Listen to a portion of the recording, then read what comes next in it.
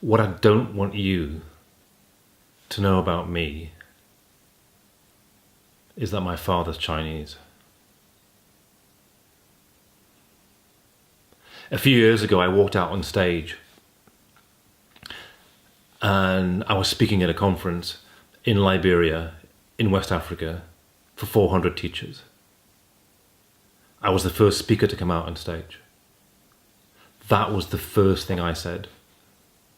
What I don't want you to know about me is that my father's Chinese. After I said it, they all kind of laughed. Not super loud, but enough they weren't sure. And they thought I was trying to tell a joke.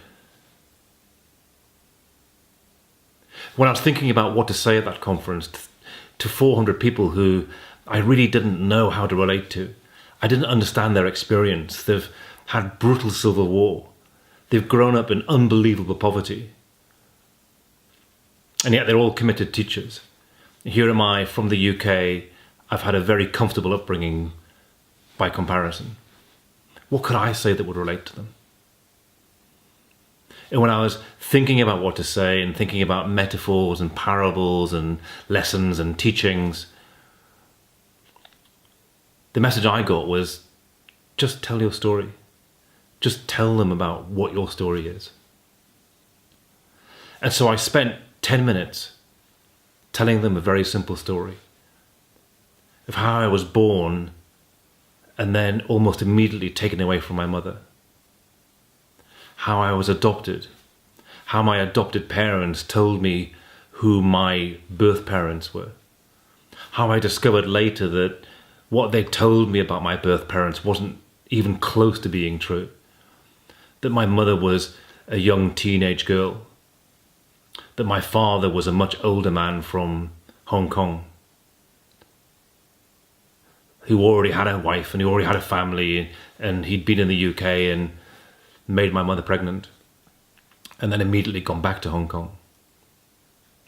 What I really spoke about was that journey of not knowing who I was, that journey of discovery, of at moments unbelievable pain in trying to come to terms with who I was. How for many years I completely and utterly rejected the fact that I was Oriental. I couldn't relate to it. I didn't understand it.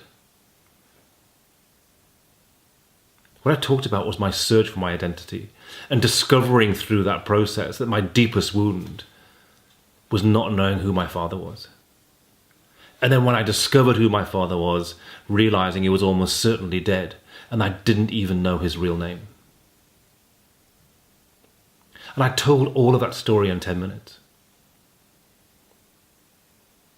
At the break time, a young man came up to me. He asked me a question that I was not prepared for in any way. He looked at me. He said, "Thank you for sharing who you are. I have a question for you. Will you be my spiritual father?" A few minutes later, another man came up to me and asked me exactly the same question. And then later on, a third man came and asked me again that same question. Would I be your spiritual father?